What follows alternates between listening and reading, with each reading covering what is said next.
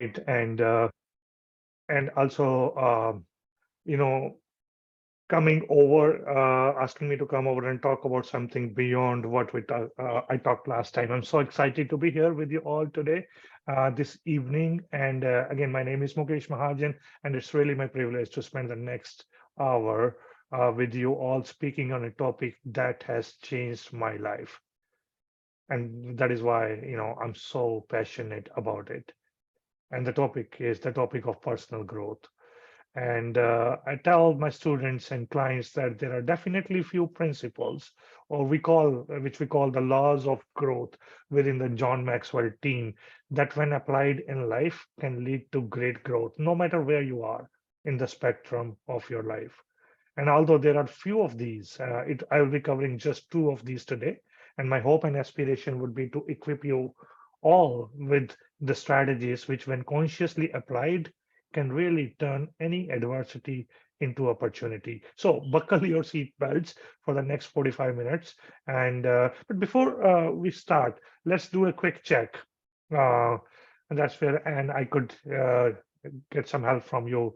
I'm going to ask you a couple of questions here. And first of all, the first question is, would you agree with me in saying that each one of you on this call is unique? Show me your hand or give thumbs up to Anne if you agree with me in saying that each one of you on this call is unique.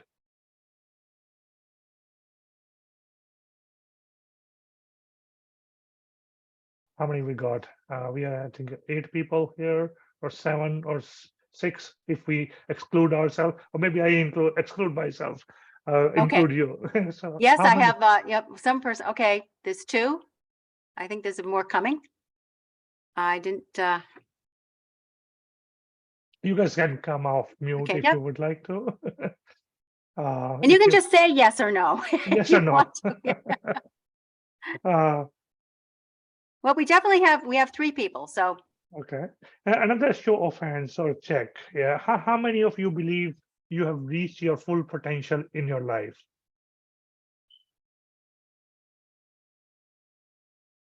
Let me know if you get any thumbs up, or anyone saying that they have yep, reached not their. yet. All right. I think that would be, no, yes, So no one, not a single of you guys raised your hand. Why? no, no one Because has. yeah, because we all believe perhaps that we have room to grow. I know I have room to grow. And if I ask you that, do you want to be a better person tomorrow than you are today? I mean, you don't need to answer this one. I can perhaps assume that the answer would be yes. Otherwise, you won't be on this call at 8 o'clock tonight. Now, before we dive into the personal growth and strategies around turning adversity into opportunity and making ourselves better, let me be very clear. 45 minutes is not going to be enough time for us to do a deep dive into all the aspects of personal development. In fact, I did a Google search just on the term personal growth a couple of days back on the weekend, and guess how many entries Google would have come up with? And no cheating, what is going to the Google right now? But there were 160 million entries on personal growth. So I want to be clear with you upfront that from that we will not be covering everything that is to know about personal growth in this session together. But I can make two promises with you. Number one, at the end of this presentation, you will learn some practical information that you can apply right away. And for some of you who would be keen to get a deeper dive into these laws and other laws in this curriculum, what I'm going to teach from, which I'll be sharing right now in the next slide, I will have an offer for you after we finish tonight. So stay alert till the Q&A, and trust me, you will congratulate yourself that you did. And with so many entries on the topic of personal growth, right there, I think the best way for us to begin is by going straight perhaps to the top of the personal growth gurus chart. And in fact, one of my mentors happens to be at the top of this chart in this list. He has written several New York Times best-selling books on leadership and personal and professional development. and his name is Dr. John C. Maxwell. And John has written more than 100 books and sold more than 26 million copies in the last 50 years, and is a world-renowned leadership icon, I would say. And more importantly, John is my friend, business partner, and a mentor as well. He's one of the most thoughtful leader I have ever met, I would say. And I was in fact in Orlando last year attending International Maxwell event where, for 4 days, we all had the opportunity to learn and interact with John and his leadership team. And there are few pictures here I thought I'll throw here. Uh, and 4 full days packed with learning from early morning to late evening. I strongly believe that learning is a lifelong process. And moreover, in my role, what I'm doing, it's even more important as I feel that, I can't give what I don't have. So, I know, and has taken care of the introduction reasonably well, but let me highlight a couple of things here in terms of my role. I'm a leadership expert certified by and licensed by the Maxwell Leadership Team, which is the largest leadership development organization in the world. And we have our presence in 160 countries. And as a licensed and certified coach, trainer, and speaker with the John Maxwell team, I have access to all the resources from this team. That includes access to John's 50 years of wisdom, his 100 plus books, and multiple curriculums in 5 areas, which we call CLEAR in our team. What CLEAR means, C stands for communication. I think my last presentation to this audience, to the alumni, was around communication. L stands for leadership. E stands for equipping. A stands for attitude, and R stands for relationship. And as the founder and CEO of the RSJ Academy, I work with growth hungry, I call growth hungry individuals as well as organizations to equip them with the proven leadership strategies, along with personal and professional growth strategies on behalf of John, by using the resources from John Maxwell team to which people and organization otherwise don't have access. And when people ask me, what do you do in those 5 areas? I mean, as the CEO of RSJ Academy, I tell them I do 5 things. I do coaching, I do training, I do speaking, I assess human behavior, and I play leadership games. We're not going to go into detail. You guys can reach out to me if you want to know more about it towards the end. But coming back to today's presentation, I'll be teaching from one of John's curriculum that is very close to my heart, which is this one in my hand, the 15 laws of growth, 15 invaluable laws of growth. And this curriculum is based off one of the John's New York Times bestsellers, and is an outstanding must-have resource that I recommend you add to your library for reaching your full potential. And I'll be using 2 of those 15 laws while covering the strategies to turn adversity to opportunity. So let's jump up to the presentation. The 2 laws that we will cover are the law of pain and the law of rubber band. These 2 laws are important aspects for your personal growth because the law of pain tells us that we will all experience growing pains. The life lessons requiring some form of pain management and how we handle these painful moments really affect our growth, I would say. And in the law of rubber band, we will cover how, in order for you to grow to your full potential, you have to stretch beyond your comfort zone. Stretching, in fact, grows your athletic muscles and your personal growth muscles as well. And the law of pain says that good management of bad experiences leads to great growth, and it is necessary to grow. And in fact, this law is a tough pill to swallow. Tough pill to swallow because pain is definitely something we naturally avoid. But this law is about teaching you and I on how to turn our bad experiences into positive steps leading to our success. Now, say we all have them, right? And let me guess, no one likes them. No one likes them, right?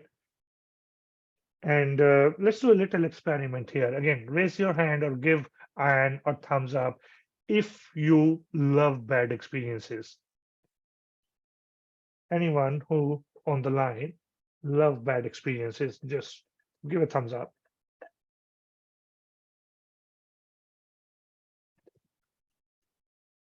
All right. So it seems like no, I'm shocked. No one on this call love bad experience. Really. So okay, now raise your hand or give thumbs ups if you like bad experiences, if not love the bad experiences. Anybody like bad experiences? Hmm. Interesting. See how that works. No one loves them or even likes them. No one. And you know, this is the reality. No one likes them. I mean, including myself. Why do we want to have pain? John Maxwell quoted John McDonnell in his chapter on the law of pain, and saying that every problem introduces a person to himself. Every problem introduces a person to himself. The bottom line with this law is that everyone has bad experiences. We can't avoid them. We can't avoid them. Some of us run from them. Some do whatever little bit they can do to deal with them, and others embrace them. No matter what, still we can't avoid them. The last one in the group, those who embrace them, are the people, the leaders who choose to learn from difficult and very challenging circumstances, I would say. You know, I want to share a personal experience and story, or you can call it, and learning from the laws of uh, law of pain. For that, let me take you back in 2000 when I completed my undergrad from India. One of the decisions I made in my early 20s was to pursue higher education in the United States. And on September 1st, 2000, I clearly remember the date, I went to US Embassy in India. And at least in my mind, it was the final hurdle I needed to clear after 2 years of hard work and after getting I-20 from Mass College of Pharmacy. I was so excited when I was, accepted in the Mass College of Pharmacy during those days. But on September 1st, after only 1 minute of my visa interview, my passport was marked with a visa denied stamp. I thought perhaps the officer had a bad day, and that's why he rejected my visa. So I went back for the second interview after 2 weeks because I couldn't go off in the next uh, 2 weeks simply to get the shock of my life.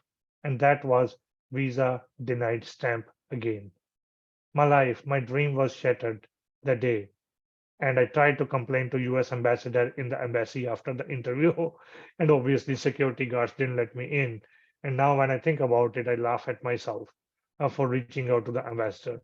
And only way to apply again after two rejections was to file a petition by postal mail. And I was told that I'll get the response within 15 days. However, after 6 months, uh, I finally got the response. Um, and the response was visa denied again. Everyone, everyone, including myself, had thought that it was the end of the road for me. But God had a different plan. I'm a person of faith. God had a different plan. I could say that. Few days later, I came across an advertisement in the newspaper by a non-profit organization, which they used to call USEFI, United States Education Foundation in India. I don't know whether it exists there or not after 23 years. Uh, but what they were doing was they were holding a seminar in collaboration with US Embassy to educate students on how to apply for US visa. Somehow I was given the permission to sit in the seminar along with hundreds of other students. And that's another story, how I got the permission to sit because, USCF, I thought I'm done. But on the day of the seminar, I made the decision after I got the permission to speak up. After the seminar was over by the US consulates, God gave me the courage and I raised my hand in the Q&A session. My question to the presenter, to the US consulate, was simple. And that was why my visa was denied multiple times when I had all the documents you just shared in the last 30 minutes. I mean, the presenter was a bit perplexed with my direct questions. I should say that I didn't have the culture. I didn't know the cultural differences at that time, and he asked the USCFI director to forward my file to him. Few days later, I received a phone call from USCFI, and I was nervous when I heard on the call saying, Mukesh, your visa. And the director said, after a little pause, is granted. There was a big relief and a reward, you can say, for me. More importantly, it made me realize the importance of what I got on that day after almost 12 months of struggle.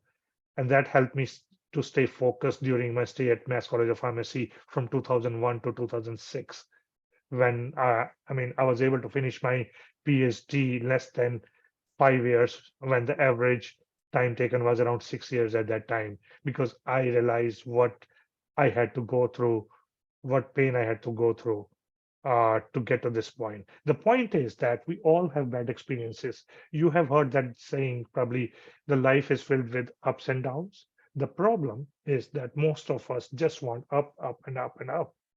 And we do everything in our power to avoid bad situations. Yet, yet, they will always find us. It's hard taking it one day at a time when you feel like the day just attacked you all at once. And it's true that no one likes bad experience. Look at how many of you raised your hands when I asked if you loved bad experiences. But if you learn to manage your bad experiences well, then you get something good out of them.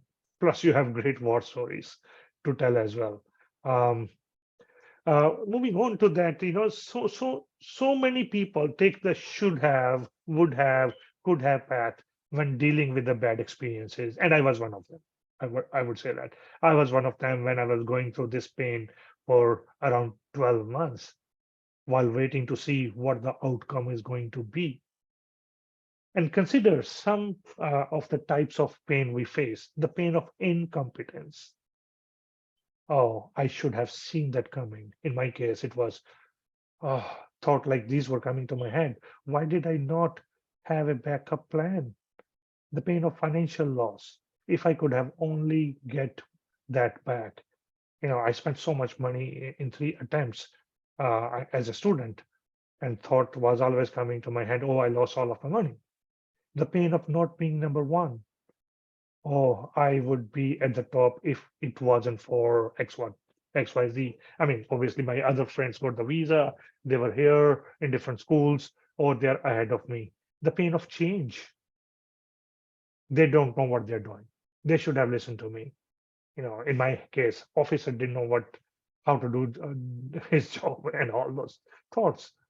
So, see, the point is, we know that very few people, quite honestly, can take positive experiences from bad experiences. Many people become bitter from having bad experiences over and over and over again. And that was my situation during those days. And I was, but there are also few people who become better as opposed to getting bitter. And I want to help you find ways to become better. What I have shared with you are a few examples of what John calls the pain files, right? The pain of incompetence, the pain of not being number one, and so on. But just because we have our pains in the files like these, that doesn't mean we should ignore them. We keep files, right? We keep files so we can remember and grow from experiences such as these to look back on, to refer to. We need to turn our pains into gains, and we do this by choosing a positive lifestyle. By this, I mean, we need to look for the positive lessons in every experience. However, there is it is difficult when we are in the middle of the mess. It is very difficult to see positive. But if you look hard, when you live your life with a positive life sense, you will find the good, something good, and the good will become better, and the bad will not be as bad as it seemed in that moment. And one way is to embrace and develop our creativity as well. And Neil Donald Walsh, he says that life begins at the end of your comfort zone. Use the gift of bad experiences to open up your mind and challenge yourself to use your own brilliant creativity. Embrace the value of your bad experiences. You have a choice. You can look at your bad life experiences and be set back from them or learn from them. It's been said that in life there are winners or there are losers. But aside from the final score in a sporting event, I would say for leaders, there are either winners or there are learners. And one of the biggest pushes we get going forward from bad experiences is making good changes after learning from the bad experiences. And remember, a bend in the road is not the end of the road unless you forget to make the turn. And what happens to us is rarely the end of the road. However, many of us focus on our feelings about what has happened to us rather than focus on our thoughts and actions that will lead us in a better direction, I would say. So, the next time you are faced with a bad experience, remind yourself that you are on the cusp of change. Check your emotions and use them to be a catalyst for change and growth, not for them to paralyze you. Not for them to paralyze you, I would say. And let me give you one more thing to think about, uh, related to the law of pain, directly connected to leadership. Or in other words, how do we lead from the law of pain? How do you apply this law specifically to your life? So let's look at that. Applying this law specifically to your life. There are several questions you can explore, but in this limited time, let me give you a few to think about. Number one is, how do you deal with the pain? Do you do anything and everything possible to avoid pain at all? Or do you work to embrace it and remain positive despite having bad experiences? And we all know people that do any and all of these things, right? Um, and let me share another personal painful experience. And this one is more recent than from which is a couple of years back as opposed to a couple of decades back.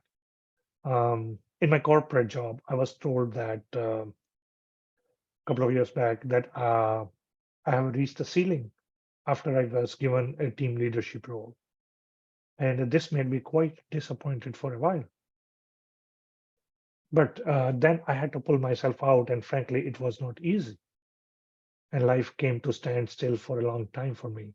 But I like Joyce Meyer quote here that I came across during those days and still like it. And it says that you can be pitiful or you can be powerful, but you can't be both at the same time.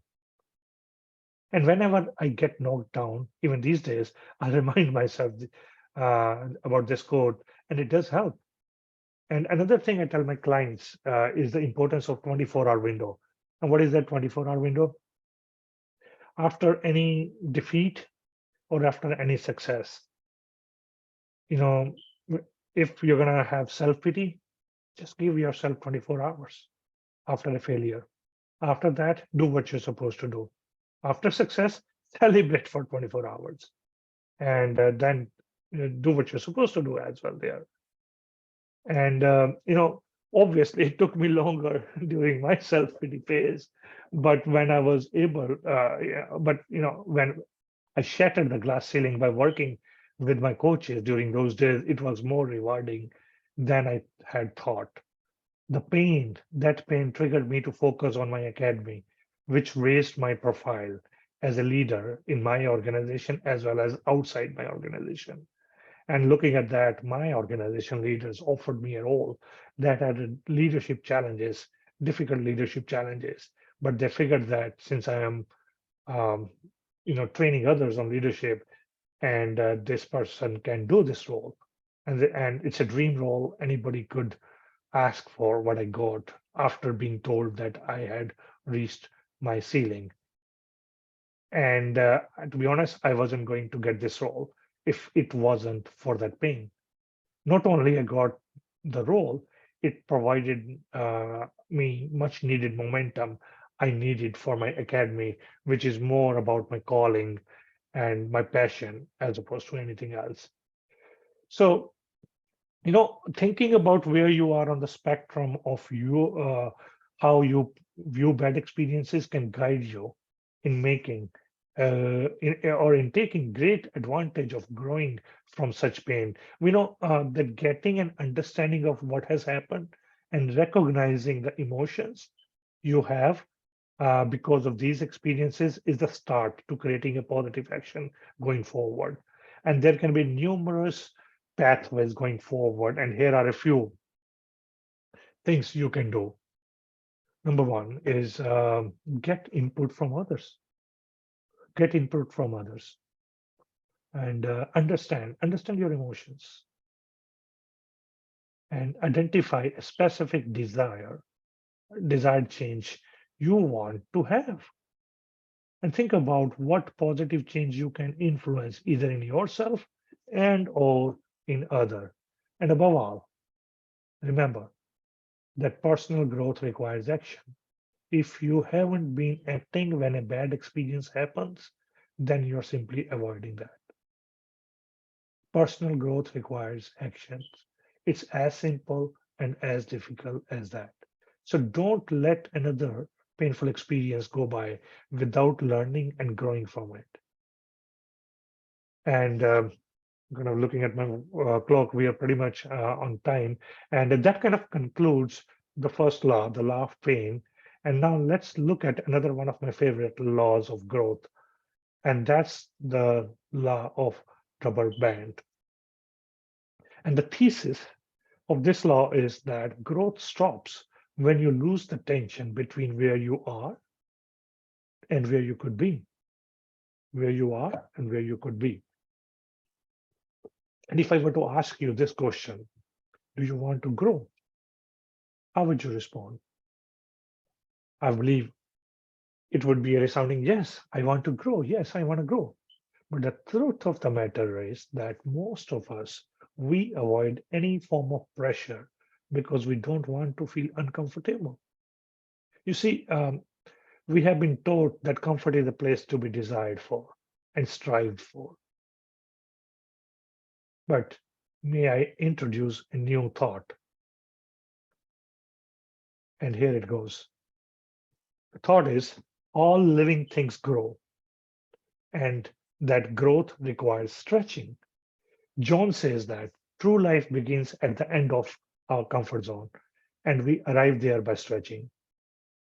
And we arrive there by stretching. And let's do a little exercise since we are just a handful of people here. I think it could be useful to do it here. Um, I have few which I kept it here on my here desk here. I always keep it here when I'm teaching. I have few rubber bands here. You see that? Few rubber bands in my hand. And thing about this is, different size, different colors, different shapes, widthwise. And I want you to take 1 minute to think or write down, if you have a pen and pencil, all the ways that a rubber band can be used. Take a minute and think about or write down all the ways that a rubber band can be used.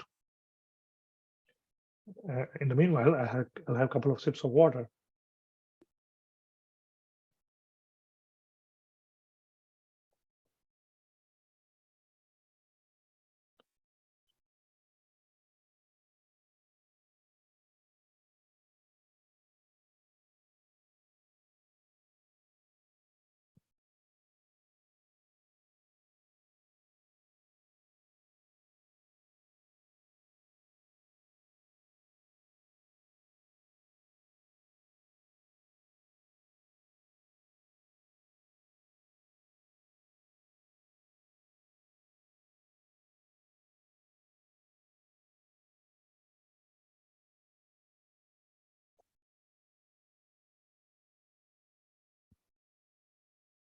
All right, so now, but first of all, I hope you were able to think about it.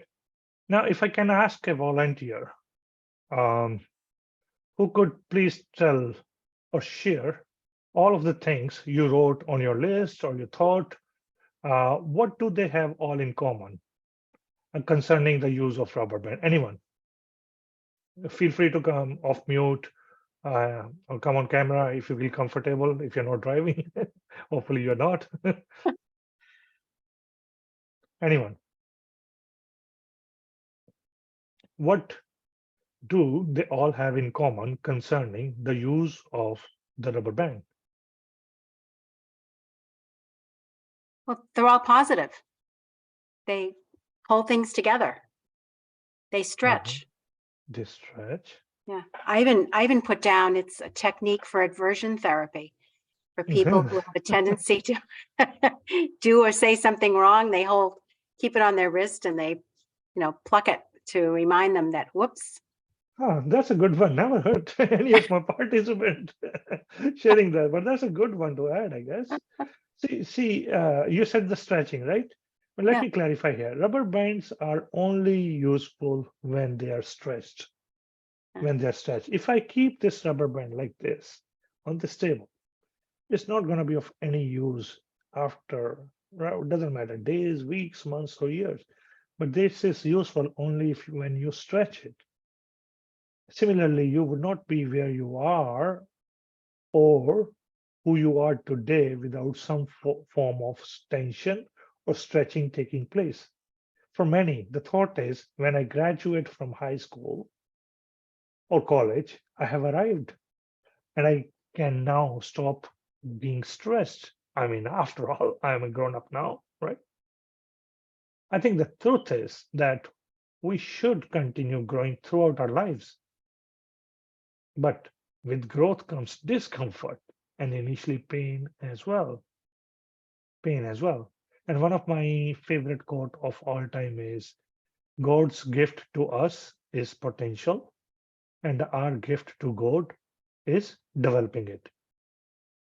So, how do we do that? It's quite simple by getting out of our comfort zone, by continuously stretching, not only physically, but emotionally, intellectually, and even spiritually. John gives us 7 benefits to tension that I would like to share with you all. And time doesn't permit us to explore these benefits at length, but here is a quick overview. Um, Number 1, few people ever want to be stressed. And it's literally like saying to your employer that I know I am overqualified, but I promise to only use half of my ability. Most people use only a fraction of their ability and rarely, if ever, try to reach their full potential. David Godine claims that only 32% of US population has ever been in the bookstore. Why is this statistic so alarming? Because we are not willing to read, to learn, to grow. And when was the last time you learned something new for the first time? Think about that. Second one is settling for the status quo.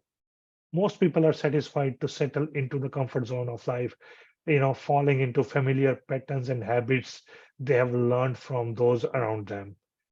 Because being in the comfort zone may feel good and feel safe, but it will lead to mediocrity and ultimately dissatisfaction. It takes real courage to push yourself outside of your comfort zone. And remember that no one remembers average people. Remember, no one remembers average people. Remember, it's coming twice. Third one, stretching is an inside job. And the real process of growth begins with your thoughts. Those thoughts then become words and the word becomes action. James Allen says that you can't travel within and stand still without. Think about it. Think about it. All life except mankind grows to its full potential. And it's only mankind that circumvents that process. For example, how tall a tree grow. A tree doesn't decide to stop growing. It continues growing all its life. All its life. Number 4 thing John talked about was stretching always required change. And change is always a challenge because it propels us out of a place of comfort. Just a couple of real truths I would like to share with you. You can't improve and avoid change at the same time.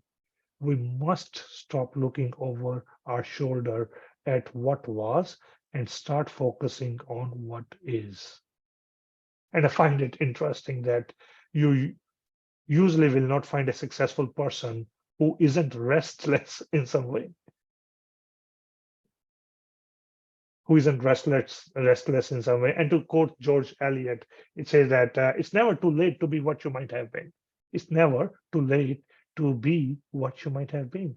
And if you're still satisfied what with what you did 5 years ago, then you're not growing. That's true. You're not growing. Number 5, stretching sets you apart from others. And that's true. Have you ever noticed that people seem to have become satisfied with mediocrity? And this is about a personal concession to be less than your best. And I find it so interesting that excellence seems to be further and further away from the accepted norms of society. Successful people set themselves apart from crowd by going over and above what others do.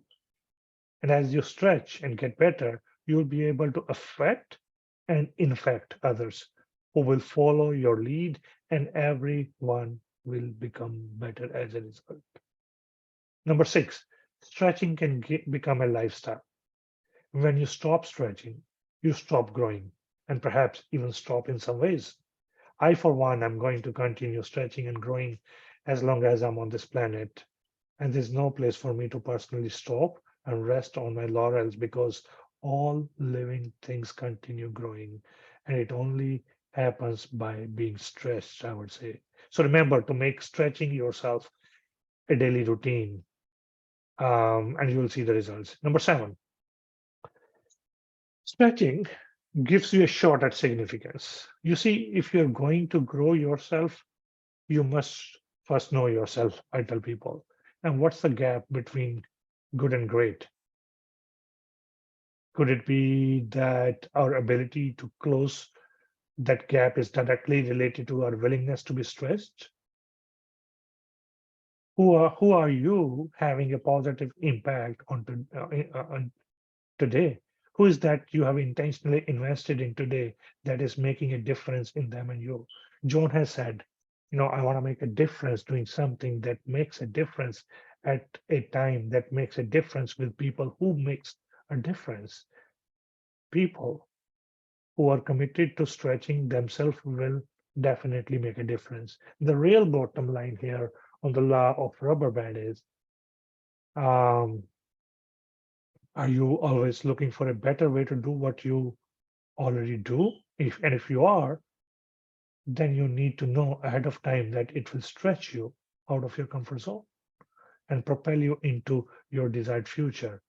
And the law of rubber band, to be honest, may be one of my favorite law because I'm living it out. I'm never the same, and I get better once I'm stretching myself. And I can tell you that I'm being fully stressed at this moment with my engagement, speaking engagement to deliver on my passion and calling, day job, 2 kids. My plate is full, pretty full. And we are at 8:45, which is pretty good in terms of timing wise. And let's review um, as you deal with your day-to-day situations, whether personal, related, or in academia. You are going to have several painful experiences. How you choose to deal with those that will determine how you positively or negatively impact your circumstances and influence those around you. What I'm saying is, when life throws lemons at you, remember the tension of the rubber band and use those lemons to make lemonade. So, we have briefly touched on the two of John's 15 invaluable laws of growth. And imagine doing a deeper dive into these laws in a group setting. What would happen to you if you took a deeper dive into this law? What would that do to your personal growth? Think in your head how the material presented here today would help you to achieve better results and what the results would be like in your life and how would you apply this. As I mentioned in the beginning, I'm going to share an opportunity here for those who are interested for deep dive into the 15 laws of growth. And our ongoing batch is finishing this Sunday. And we are working towards putting together a new group soon after the ongoing group ends this weekend. And if there is some interest or any interest or enough interest from some of you in this group, we could consider starting the same curriculum again. Usually it's around 8 to 10 people in that group, and some people have shown interest in the past, but we did not have a bandwidth to start another group. But since a new group is the ongoing group is ending this Sunday, this Sunday, a new group will be starting soon. So what and how would the setup look like? In this particular curriculum in a group setting, I teach for around, not around, 8 weeks in this setup, a virtual event from the comfort of your home or on weekends. And we are 1 hour training for 8 weeks using the John Maxwell team proprietary curriculum and guides before and after each session. And we also supply the ebook for each chapter. Some people buy the books, which I recommend honestly as well. Um, Worth the investment of $10, $15. Uh, and they read the chapter before the meeting and discussion happen during the session. But people ask me, is it a book club? And I say, no, it's not a book club. It's a like-minded professional getting together, learning from proven curriculum and from each other as well. So what else? People ask me, you would, we will get out of this mastermind, and I tell them accountability, networking, and certificate of completion from John Maxwell team. And this is one of my favorite curriculum. To be honest, had made a lot of impact in my life. And there's a lot of you can go into my LinkedIn profile if you're on LinkedIn, but there's a lot of nice uh, feedback I've been getting around uh, this particular curriculum, and I won't read this in the interest of time, but I'll close with this. You see, it's been an honor and privilege to be here with you all today. And as I told you at the beginning, personal growth and development has really made a difference in my life. And honestly, I'm a personal growth junkie because of it. I mean, real junkie. And I love personal growth and development. And I think you will be too once you have started seeing a difference by applying what I have shared with you here today. And, lastly, thank you again for your attentiveness. And I'm happy to answer any of the questions you may have in the next few minutes. And I'll also be around, as I said, for